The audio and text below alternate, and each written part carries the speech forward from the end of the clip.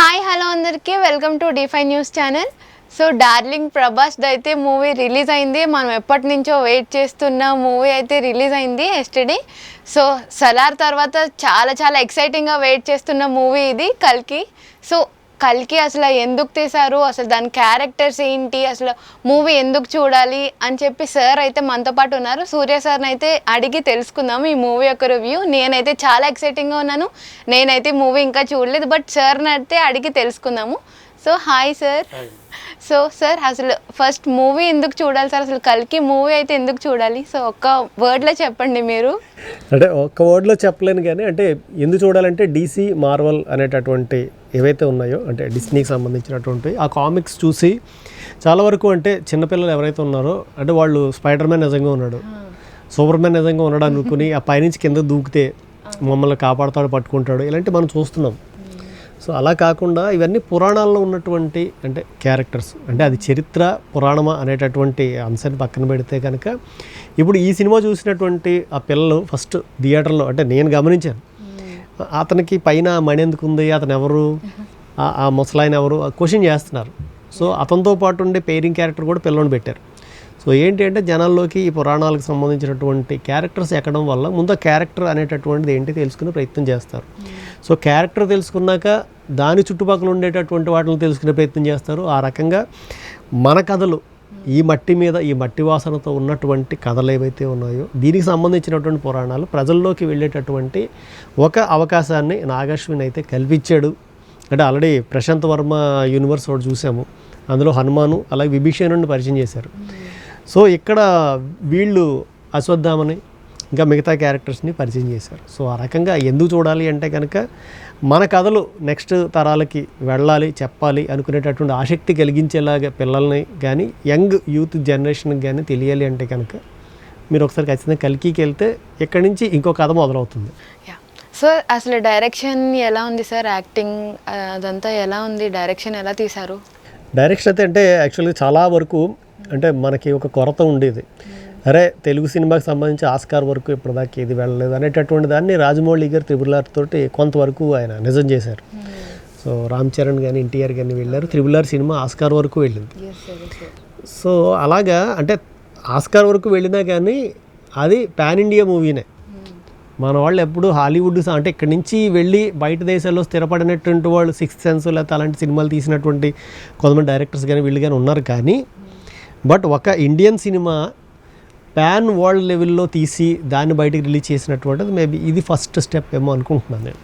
ఎందుకంటే దాని వరకు అతనైతే అచీవ్ చేశాడు. అంటే ఒక స్టార్ వార్స్ లాంటి కథ, అంటే అప్పట్లో లూకాస్ ఆర్ట్స్కి సంబంధించినటువంటి స్టార్ వార్స్ వచ్చినప్పుడు కొన్ని తరాల వాళ్ళందరూ కూడా ఆ కథలు వింటూ పెరిగారు. ఆ క్యారెక్టర్ చిన్నప్పటి నుంచి పెద్ద అయ్యే వరకు ఉన్నటువంటి ఎన్ని పార్ట్స్లో ఎన్ని వేరియేషన్లో ఆ క్యారెక్టర్ వచ్చిందో ఆ వయసు ఏజ్ వాళ్ళు కూడా ఆ క్యారెక్టర్తో ఐడెంటిఫై అవుతూ ఆ స్టార్ వార్స్ని ఓన్ చేసుకున్నటువంటి వాళ్ళు ఉన్నారు. సో అలాగా అంటే దానికి సంబంధించి అలాంటి ఒక కథ మన భారతీయ మూలాలతోటి స్టార్ట్ చేశాడు యాక్చువల్ నాగశ్విన్. సో దాన్ని ఎంతవరకు చేశాడు అంటే చాలా వరకు తీసుకొచ్చాడనే చెప్పచ్చు మనం. ఎందుకంటే టెక్నికల్ వాల్యూస్ కానీ అంటే అవన్నీ కూడా అంటే నిజంగానే అతను చెప్పినట్టు అదొక యూనివర్స్, నాగశ్విన్ యూనివర్స్ అది. సార్ డిఫరెంట్ ఏదైనా సర్ప్రైజింగ్ క్యారెక్టర్స్ అయితే ఉన్నాయా మూవీలో? ఒకటి కాదు రెండు కాదు, యాక్చువల్గా ప్రతి పావుగంటకి ఓ క్యారెక్టర్ సర్ప్రైజ్ చేసి వెళ్ళిపోతుంటుంది. అంటే నేను సర్ప్రైజ్గా ఫీల్ అయింది ఏంటంటే చెప్పకూడదు, స్పాయిలర్స్ అలర్ట్ చెప్పేస్తున్నాను, అంటే చూసి ఇంట్రెస్ట్ కలిగించాలన్న దీంట్లో. సో దీంట్లో ఇప్పటివరకు ఎక్కడ ఏ సినిమా కనబడని RGV ఒక క్యారెక్టర్లో కనబడతారు. సో అదే RGVయే కాకుండా రాజమౌళి కూడా క్యారెక్టర్ చేశారు. సో దుల్కర్ సల్మాను, కమల్ హాసను, ఇంకా అమితాబ్ బచ్చన్, ప్రభాస్ ఆల్రెడీ అందరికీ తెలిసిన విషయమే, దీపికా పదుకొనే కానీ దిశా పటాని. సో వీళ్ళు కాకుండా ఇంకొక స్పెషల్ ప్యాకేజ్ నేను ఇద్దరు ముగ్గురు చెప్పాను, ఇంకా చాలామంది ఉన్నారు. సో మీరు వాళ్ళు ఎవరు అనేటటువంటి తెలుసుకోవాలంటే కనుక మీరు కూడా సినిమా చూసే తెలుసుకోవాలి. Great sir. టెక్నికల్ వాల్యూస్ ఏమన్నా ఉన్నాయా సార్ మూవీలో అయితే? ఎస్ టెక్నికల్గా కూడా అంటే టూ మచ్ టెక్నికల్ వాల్యూస్ ఉన్నాయి, హిడెన్ డీటెయిల్స్ ఉన్నాయి. అంటే ప్రపంచం అంతా యుద్ధాలతోటి వాటితోటి నాశనం అయిపోయిన తర్వాత ఒకే ఒక వ్యక్తి ఒక పెద్ద యుద్ధం చేసి మొత్తం అన్ని యుద్ధాలని ఆపాడు. సో తాను ఒక దేవుడి కింద సుప్రీం యాస్కిన్ అనేటటువంటి పేరుతో ప్రకటించుకున్నాడు. అది ఆల్రెడీ మన ట్రైలర్స్లో చూసాము. సో మిగిలినవి ఏమీ లేవు, ప్రపంచం మొత్తంలో ఒకటే మిగిలింది, అది కాశీ మహానగరం. ఈ కాశీ కూడా ఏంటంటే అప్పర్ క్లాసు, మిడిల్ క్లాసు అలాగే ఏవైతే ఉన్నాయో, అంటే మనకి చూడండి ఉంటాయి కదా మురికివాడలాగా ఒక పార్ట్ మిగిలిపోయింది. సో ఉన్నత వర్గాలు ఉండేటటువంటి ఒక పాష్ లొకాలిటీ, ఒక మహానగరంలాగా ఒకటి ఉండిపోయింది. సో ఇక్కడ ఉన్న వాళ్ళు అందులోకి వెళ్ళడానికి కుదరదు యాక్చువల్గా. సో ఆ పైన మహానగరంలో ఉన్నటువంటిది అంతో ఎంతో ప్రకృతి పచ్చదనం మిగిలిన ఉన్నటువంటి ఇది ఏదైతే ఉందో దాన్ని కాంప్లెక్స్ అనే పేరు పెట్టారు. ఈ కిందన ఉన్నదేదో అలా మిగిలిపోయింది. సో దీనికి సంబంధించి దీన్ని చాలా అంటే బాగా డీల్ చేశాడు. సో నాగాశ్విన్ అయితే కనుక అంటే టెక్నికల్ వాల్యూస్ దానికి సంబంధించి చెప్తున్నాడు. అంటే ఇక్కడ వేరియేషన్ అయితే బాగా చూపించాడు. అలాగే కాశీనగరానికి సంబంధించినటువంటివి అక్కడక్కడ అంటే ఆ కాలచక్రం ఇది కానీ ఆ గోపురాలు కానీ అంటే ఇంకా ఉన్నాయి. అంటే కొన్ని చోట్ల కొంతమంది మాట్లాడుతున్నప్పుడు కొన్ని గాజుపేటలో వెంకటేశ్వర స్వామికి సంబంధించినటువంటి కిరీటము ఇలాంటివి కూడా బ్యాక్గ్రౌండ్లో కొన్ని నేను చూశాను యాక్చువల్గా. అంటే తిరుపతి గుళ్ళు కానీ అన్నీ కూడా పోయినా కానీ అవశేషాల కింద మిగిలినటువంటి వాటిని దాచుకున్నారు అనేటట్టు. అలాగే శంబలాన్ని కూడా చూపించే ప్రయత్నం కూడా చేశారు. అంటే శంబలాలో అన్ని మతాలకు సంబంధించినట్టు మొత్తం ఎవరైతే క్రీమీ లేయర్ పీపుల్ ఎవరైతే ఉన్నారో వాళ్ళు అక్కడ తలదాచుకుంటున్నారు అన్నట్టుగా అయితే చూపించారు. అదే మనం ఆల్రెడీ దీని ముందు ట్రైలర్ రివ్యూలో మనం చెప్పాము, వండర్ ఉమెన్ కానీ బ్లాక్ ప్యాంథర్లో వాళ్ళు చూపించినట్టుగా ఒక ప్లేస్ అది. సో అలాంటి ప్లేస్లో ఆ శంబలాన్ని చూపించారు. అంటే టెక్నికల్గా అయితే కనుక వీటన్నిటినీ చూపించి అంటే ఏ లోకానికి ఆ లోకం సెపరేట్గా చూపించడమే కాదు, వాళ్ళ డ్రెస్ సెన్స్లు వేరు, డ్రెస్ కోడింగ్ వేరు. సో అది ఇంకోటి ఈ గ్రాఫిక్స్ అనేటటువంటిది ఇప్పటివరకు ఇండియన్ సినిమా స్క్రీన్ మీద ఇంత హై ఎండ్ గ్రాఫిక్స్ రాలేదేమో. అది కాకుండా పిల్లలకు కానీ పెద్దలకు కానీ బాగా ఎక్కువ ఆకర్షించింది బుజ్జి.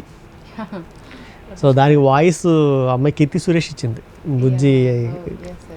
నాకు ముందు ఎక్కడో వాయిస్ వినట్టుంది అనుకున్నాను, తర్వాత నాకు బల్బ్ వెలిగింది, కీర్తి సురేష్ వాయిస్ అది. సో ఆ బుజ్జి అనేటటువంటిది లాస్ట్కి వచ్చేటప్పటికి ఆటోబాట్స్ ఉన్నాయి కదా మనకు సంబంధించి దాంట్లో. సో ఆటోబాట్స్ లాంటి ఒక యానిమేషన్ కూడా ఉంది దీంట్లో, దాన్ని కూడా తీసుకొచ్చారు. అంటే వాట్ నాట్ ఇంచుమించు హాలీవుడ్కి చాలా వరకు క్లోజ్గా అయితే తీసుకొచ్చాడు. మేబీ మరి నెక్స్ట్ పార్ట్ 2, 3 కూడా ఉన్నాయంటున్నారు. సో వాటిలో మరి ఏ రేంజ్కి తీసుకెళ్తాడు అన్నది చూడాలి. ఖచ్చితంగా అయితే ఎక్కడ ఒక హాలీవుడ్ సినిమాకి తక్కువగా అయితే లేదు. సో మనం కూడా తీయగలం. ఎందుకంటే రాజమౌళి హిందీ సినిమాలు ఒకటే తోపు, సౌత్ ఇండియన్ సినిమాలు అన్నీ కూడా నెక్స్ట్ సెకండ్ గ్రేడ్ సినిమాలు అనేటటువంటి రేంజ్ నుంచి విడుదలైనటువంటి ప్రతి తెలుగు సినిమా కూడా పాన్ ఇండియా లెవెల్కి వచ్చేటటువంటి ఒక మార్గం ఎలాగైతే వేశారో మేబీ ఇక్కడ నుంచి రిలీజ్ అయ్యేటటువంటి ప్రతి తెలుగు సినిమా హాలీవుడ్ రేంజ్కి వెళ్తుందేమో మరి ఇక్కడి నుంచి, దీని తర్వాత నుంచి అని నాకైతే అనిపిస్తుంది. సార్ మూవీ చూసారు కదా, సో కల్కి ఎవరు సార్ అసలు? ఇది అసలు 100 మిలియన్ క్వశ్చన్. యాక్చువల్గా ఇది పార్ట్ 1. నిజానికి కల్కి ఎవరు అనేటటువంటి క్లారిటీ అయితే దీంట్లో పూర్తిగా ఇవ్వలేదు. అది తెలియాలంటే 2, 3 కూడా చూడాలి. ఇందులో అయితే కల్కి అనేటటువంటి పదం అయితే వినబడింది, బట్ అది దీపికా పదుకునే కడుపులో ఉన్న పిల్లడు కల్కియా, ప్రభాస్ కల్కియా, వీళ్ళిద్దరూ కాదు కమల్ హాసన్ ఏదైతే సుప్రీం యాస్కిన్ క్యారెక్టర్ ఉందో అది కల్కియా, ఏది కల్కియా అన్నది అయితే తెలియదు. ప్రస్తుతానికైతే ఇంకా సీక్రెట్ అయితే రివీల్ చేయలేదు పూర్తిగా. ఓకే. సో సార్ సోషల్ మీడియాలో అయితే చాలా కాంట్రవర్సీ నడుస్తుంది కదా కల్కి కర్ణ అని చెప్పి. సో దాని యొక్క అంటే ఇది కూడా కొంచెం గట్టిగా నిలబడుతుంది. అంటే లాస్ట్లో అశ్వత్థామ వీళ్ళందరూ కూడా నేను మా సోదరుడు కోసం ఎదురు చూస్తున్నాము, ఈ యుద్ధాన్ని ఆపగలిగేటటువంటి శక్తివంతుడు అతనే అన్నప్పుడు అంటే కర్ణుడి పాత్రధారిగా కూడా కాసేపు ప్రభాస్ కల్కియా, కర్ణుడా, కాలభైరవుడా అనేటటువంటి క్వశ్చన్ మార్క్స్ కూడా ఉన్నాయి. అది కూడా క్లారిటీ లేదు యాక్చువల్గా. బట్ కొంతలో కొంత కర్ణుడి కింద ప్రభాస్ కనబడడం అనేటటువంటిది ఈ వివాదానికి దారితీసింది యాక్చువల్గా. అంటే మహాభారతం ప్రకారం చూసుకుంటే దుష్ట చతుష్టయం అని 4 ఉన్నారు. అంటే దుర్యోధనుడు, దుశ్శాసనుడు, శకుని, కర్ణుడు. సో వీళ్ళు చేసినంత దుర్మార్గమైనటువంటి పనులు మహాభారతం ఏదైతే ఉందో ఆ పురాణము లేదా కథ, అందులో ఈ 4 కలిసి చేసినంత అంటే పార్ట్నర్ ఇన్ క్రైమ్ అనమాట వీళ్ళంతా. వాళ్ళు చేసినంత దిక్కుమాల పనులు ఎవడు చేయలేదు. సో అది కూడా దుర్యోధనుడు లాంటి ఒక వ్యక్తి, అంటే నెగిటివ్ షేడ్ ఉన్నటువంటి వ్యక్తి దురహంకారంతో మాయోపాయంతో పాండవులకి న్యాయబద్ధంగా ఉన్నటువంటి రాజ్యం లాగేసుకోవడమే కాకుండా వాళ్ళ భార్య ఎవరైతే ఉన్నారో ఆవిడను కూడా నిండు సభలో జుట్టు పట్టుకుని రజస్వలాగా ఉన్నటువంటి ఆవిడని కూడా తీసుకొచ్చి చీరలు విప్పి అవమానించేటంత క్రౌర్యం ఉన్నప్పుడు స్నేహితుడికి కనీసం చెప్పి వారించే ప్రయత్నం కూడా చేయలేదు సరిగదా. అతను చేస్తున్నటువంటి పనికి ప్రోత్సాహకంగా ఉన్నాడు, సాక్షిగా ఉన్నాడు, సపోర్ట్గా ఉన్నటువంటి వాడు కర్ణుడు. సో ఆ పాత్రని హీరోయిక్గా చూపించడము, అలాగే అర్జునుడి కింద అదే విజయ్ దేవరకొండ వేసాడు యాక్చువల్గా. సో అంటే అది ఎవరైనా అవ్వచ్చు, అంటే ఓన్లీ వాళ్ళు మార్కెట్ కోసం అలా అందరినీ పెట్టుకున్నారు. ఈ అర్జునుడు అనేటటువంటి వాడు కర్ణుడి ముందు నిలబడడానికి కూడా సరిపోడు. కర్ణుడు ఒక బాణం వేసి కొడితే అర్జునుడు రథం 20 అడుగులు వెనక్కి వెళ్తుంది. అర్జునుడు ఒక అస్త్రం ప్రయోగిస్తే కర్ణుడు జస్ట్ ఒక 2 అడుగులు వెనక్కి జంకుతున్నాడు అన్న డౌట్ వచ్చినప్పుడు అర్జునుడు అడిగితే అర్జునుడికి కృష్ణుడు సమాధానం చెప్పినటువంటి కొన్ని డైలాగులు అసలు ఈ వివాదానికి మూలం. అంటే ఇదేమి క్లైమాక్స్ అలాంటిది కాదు కాబట్టి దీని గురించి మాట్లాడచ్చు కాబట్టి మాట్లాడుతున్నాను. అంటే నీ యొక్క రథం అగ్నిలోంచి వచ్చింది, జెండాపై కపిరాజు ఉన్నాడు. సో రథసారథిగా కేశవుడిని విష్ణుమూర్తి అంశ అయినటువంటి నేనున్నాను కాబట్టి ఎన్ని అస్త్రాలు వచ్చినా కూడా నీ దాకా రావట్లేదు, మేము ఆపుతున్నాము. అయినా కూడా ఈ రథం 20 అడుగులు వెనక్కి వెళ్ళింది. అంటే ఒకవేళ మేమే కనుక లేకపోతే నీ పరిస్థితి ఏంటో నువ్వు ఆలోచించుకో. అతను ఎదురుగుండా ఉన్నటువంటి వాడు మహాబలశాలి, చాలా గొప్పవాడు. వాడిని ఓడించడానికి మేము అందరం కలిసాం కాబట్టి ఓడించగలిగాం, కానీ లేకపోతే నీ వల్ల కాదు అని కృష్ణుడు అర్జునుడు చెప్తున్నట్టుగా కొన్ని వివాదాస్పదమైనటువంటి డైలాగ్స్ ఉన్నాయి. సో దీన్ని కొంతమంది అంటే ఈ పురాణాలు బాగా చదివేటటువంటి వాళ్ళు ఈ హిందూ ధార్మిక సంఘానికి సంబంధించినటువంటి హిందుత్వవాదులు ఎవరైతే ఉన్నారో వాళ్ళు కొంచెం క్వశ్చన్ చేస్తున్నారు. నిజానికి విరాట పర్వంలో ఉన్నప్పుడు అజ్ఞాతవాసంలోంచి అర్జునుడు బయటకు వచ్చినప్పుడు కౌరవ సైన్యాన్ని అర్జునుడు ఒక్కడే మొత్తం వాళ్ళందరినీ ఓడించి వెనక్కి పంపించాడు. అందులో కర్ణుడు కూడా ఉన్నాడు. ముందుగా ఓడించింది కర్ణుడినే. అభిమన్యుడి చేతిలో కూడా కర్ణుడు ఓడిపోయాడు. సో పద్మవ్యూహం టైంలో లోపలికి ఛేదించుకు వెళ్ళినటువంటి అభిమన్యుడిని ఎవరు వారించలేకపోతుంటే వెనక నుంచి బాణం వేసి కొట్టి ఫస్ట్ గాయపరిచింది కర్ణుడే. అంటే ఎదురుగా యుద్ధం చేయలేక అలాంటి పిరికివాడు కర్ణుడు, అంటే అతని క్యారెక్టరిస్టిక్స్ ప్రకారం చూసుకుంటే. అలాగే ద్రౌపది స్వయంవరం టైంలో కూడా అక్కడ యుద్ధం జరిగినప్పుడు కర్ణుడిని అర్జునుడు ఓడించాడు. సో అస్త్రశస్త్రాల్లో కానీ అన్నింటిలో కానీ అంటే కర్ణుడిని దాటే అర్జునుడు చాలా ఎదరికి వెళ్ళిపోయాడు. శివుణ్ణి కూడా మెప్పించి పాశుపతాస్త్రం పొందినటువంటి బలశాలి అర్జునుడు. కాకపోతే అర్జునుడు ధర్మం పక్షాన ఉన్నాడు. సో అర్జునుడు ఎంత బలశాలి అయినా సరే అన్నమాట జవదాటలేదు. సో అక్కడ వాళ్ళకి అన్యాయం జరుగుతున్నా సరే అన్నగారు మాట ఇచ్చారు కాబట్టి నేను దాటకూడదు కాబట్టి తల వంచుకుని అతి బలవంతులైనా కానీ ఆ సభలో అవమానాన్ని భరించారు. రాజ్యాన్ని వదిలేసి అడవుల్లోకి వెళ్ళి కేవలం ఏకవస్త్రం నారవస్త్రంతో మహారాజులు అయినప్పటికీ 12 ఏళ్ళు బతికారు, తలకాయ ఉంచుకున్నారు, కందమూలాలు తినే ఉన్నారు. అయినా కానీ పౌరుషంతో మళ్ళీ వచ్చి యుద్ధం చేశారు, వాళ్ళ రాజ్యాన్ని వాళ్ళు గెలిచారు. బట్ ఇలాంటి మూమెంట్లో కూడా ఎక్కడా కూడా స్నేహితుడికి నువ్వు చేస్తున్నది తప్పు అని కర్ణుడు ఏ రోజు చెప్పలేదు. ఎందుకు? అతను లంచం ఇచ్చాడు ఓ విధంగా చెప్పాలంటే. అంటే అదొక కారణం ఉంది. ప్లస్ ఈ కమ్యూనిస్ట్ ఐడియాలజీ ఉన్నటువంటి వాళ్ళు కొంతమంది ఏం చేస్తున్నారంటే కర్ణుడికి కొంచెం ఎక్స్ట్రా క్యారెక్టర్స్ తగిలించి కర్ణుడు చాలా దానగుణం ఉన్నటువంటి వాడు, గొప్పవాడు. సో రావణాసురుడు కూడా చాలా గొప్పవాడు. సో వీళ్ళని మనం ఆరాధ్యంగా తీసుకోవాలి, వాళ్ళని నెగిటివ్గా కావాలని చూపించారు అనేటటువంటి ఒక ప్రాపగాండా చేస్తున్నారు. యాక్చువల్గా అసలు దేవుణ్ణే నమ్మనటువంటి వాళ్ళు ఈ కర్ణుడి క్యారెక్టర్ని దేవుడు చేసేటువంటి ప్రక్రియ చేశారు. సో ఆ షేడ్స్ ఎక్కడో మేబీ దీంట్లో మ్యాచ్ అయినట్టు వాళ్ళకి కనబడింది. ఈ కనబడడంతో అసలు ఈ వివాదం మొదలైంది. సో దుష్టచతుష్టయంలో ఒకడైనటువంటి కర్ణుడిని ఒక హీరోగా పోర్ట్రే చేసేటటువంటి కథలాగా ఇది కనబడుతుంది. మీరు అలా ఎందుకు చేశారు అనేటువంటి ఒక క్వశ్చన్ కూడా దీంట్లో యాడ్ అవుతుంది. సో నిజంగా ఇప్పుడు కర్ణుడు హీరోనా కాదా, లేకపోతే ఏంటి, నిజంగా కర్ణుడి క్యారెక్టర్ ఉందా అంటే ద్వాపరయుగంలోనే చనిపోయినటువంటి కర్ణుడు మళ్ళీ వచ్చాడా పుట్టాడా అది ఏంటి అన్నది అయితే క్లారిటీ లేదు, సినిమాలో కూడా ఇవ్వలేదు. కాబట్టి పార్ట్ 2, 3 వచ్చాకే మనం అంటే ఈ ప్రశ్నలన్నీ కూడా సమాధానం దొరుకుతుంది. యా సార్, మూవీలో ఎవరిది ఇంప్రెసివ్గా అనిపించింది సార్ క్యారెక్టర్? ఎవరిది బాగా? నిజం చెప్పాలంటే అసలు ఈ సినిమాకి హీరో నాకు ప్రభాస్ కాదు అమితాబ్ అనిపించింది. అసలు ఆయన 70+ పైన ఏజ్. అందులో కూడా అన్ని గంటలు ఆ మేకప్లో ఉండాలి. ఎందుకంటే అది ఆ మేకప్ వేసుకోవడం సామాన్యమైన విషయం కాదు. కొన్ని గంటలు తయారైతే తప్ప అవ్వదు. ప్లస్ రోప్స్ సంబంధించిన కొన్ని షార్ట్స్ ఉన్నాయి. సో ఆ ఏజ్లో మామూలుగానే కళ్ళు తిరుగుతాయి, అలాంటి ఆ రోప్ తోటి చేసే విన్యాసాలు కానీ అసలు ఆయన అసలు ప్రభాస్ కన్నా కూడా ఎక్కువసేపు ఆయన ఉన్నాడు స్క్రీన్ మీద.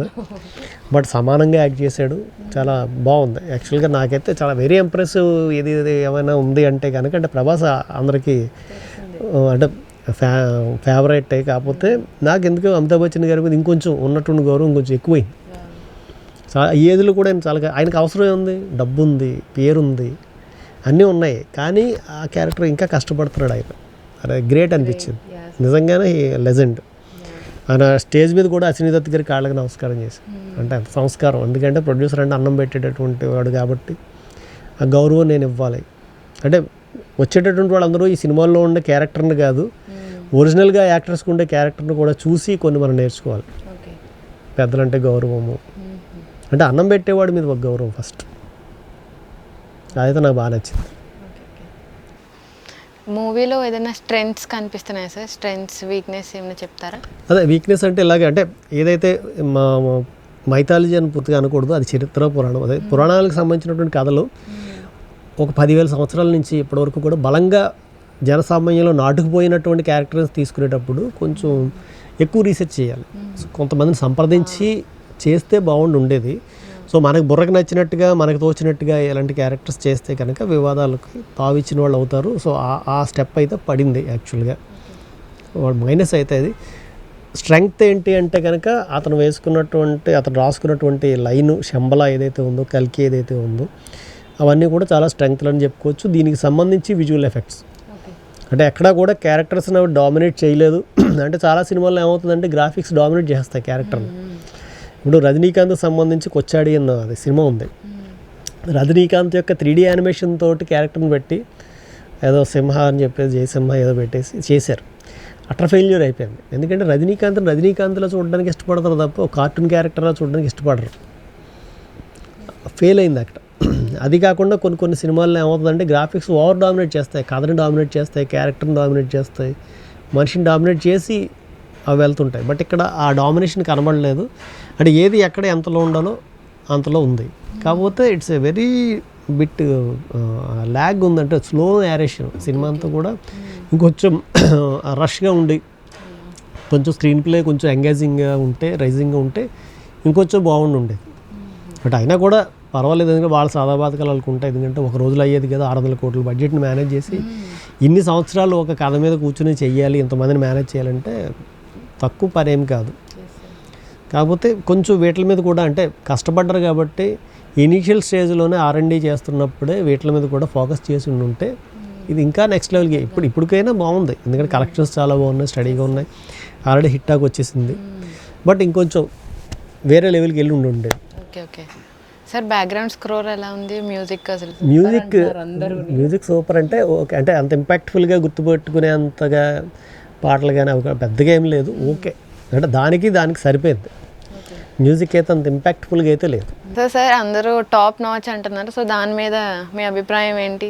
ఖచ్చితంగా టాప్ నాచ్ చెప్పే కదా. ఎందుకంటే హాలీవుడ్ రేంజ్కి సంబంధించినటువంటి సినిమా ఒక భారతదేశం నుంచి రావడము, అది కూడా మన తెలుగు రాష్ట్రాల నుంచి రావడము, తీసిన వాడు తెలుగువాడు అయి ఉండడము ఖచ్చితంగా మనకైతే గర్వకారణము. సో మనం మొన్నటి వరకు బాలీవుడ్కి చెప్పాము ఇక్కడ సత్తా ఉన్న డైరెక్టర్స్ ఉన్నారని. ఆల్రెడీ సుకుమార్ గారు కానీ, రాజమౌళి కానీ, అలాగే కార్తికేయ తీశారు కదా, వీళ్ళు కానీ అందరూ కూడా చెప్తున్నారు.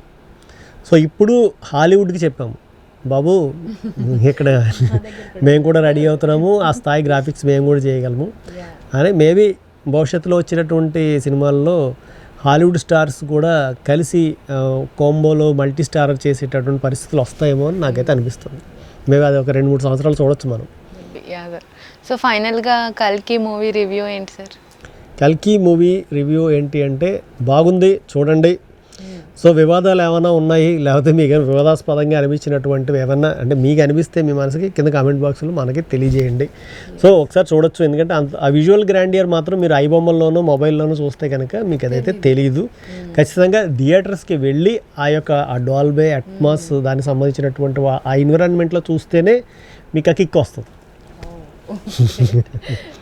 Thank you.